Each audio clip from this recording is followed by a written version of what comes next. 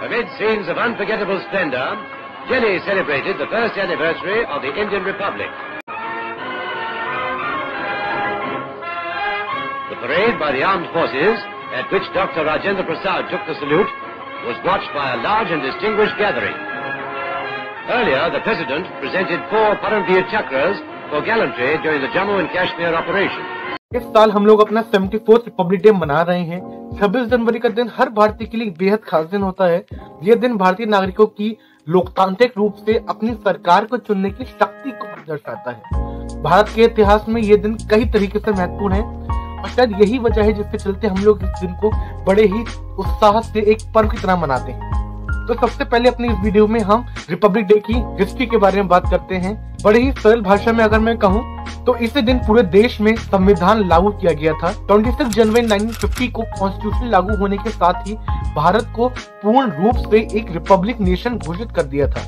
यही वजह है कि हर साल इस खास दिन की याद में हम 26 जनवरी को रिपब्लिक डे मनाते हैं। 1947 में इंडिया को मिली आजादी के बाद इसे पूर्ण रूप से लोकतांत्रिक बनाने के मकसद से देश का संविधान ये कॉन्स्टिट्यूशन बनाना शुरू किया गया था।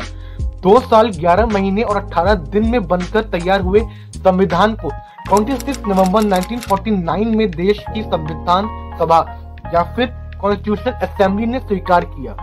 इसके बाद अगले ही साल 26 जनवरी 1950 यानी कि पूरे 2 महीने बाद पूरे देश में ये संविधान लागू किया गया।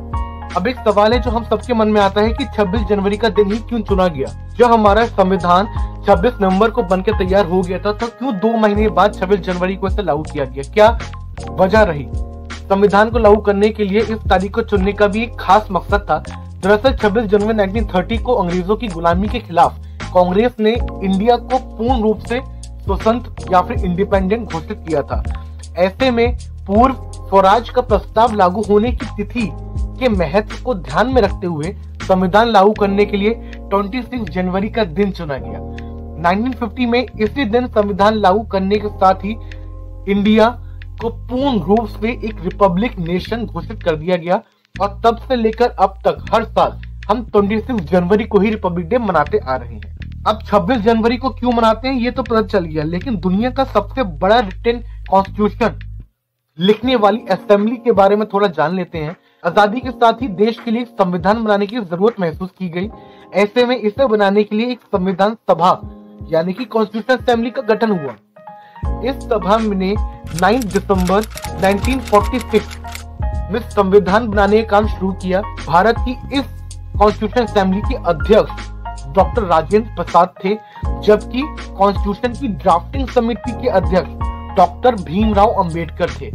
डॉक्टर भीमराव अंबेडकर ने इंडिया के कॉन्स्टिट्यूशन को बनाने के लिए बहुत अहम भूमिका निभाई थी, जिसकी वजह से उन्हें संविधान निर्माता भी कहा जाता है। भारत का संविधान या भारत का कॉन्स्टिट्यूशन दुनिया का सबसे बड़ा रिटन कॉन्स्टिट्यूशन है।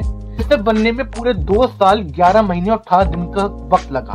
इसके बाद 26 नवंबर 1949 को कॉन्स्टिट्यूशन असेंबली ने डॉक्टर राजेंद्र प्रसाद को देश का संविधान सौंप दिया था। यही वजह है कि हर साल 26 नवंबर को हम कॉन्स्टिट्यूशन डे और 26 जनवरी को हम रिपब्लिक डे मनाते आ रहे हैं।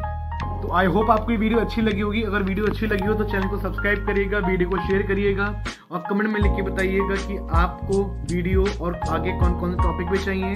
और जाते जाते हैप्पी रिपब्लिक डे। चलिए मिलते हैं अगली वीडियो।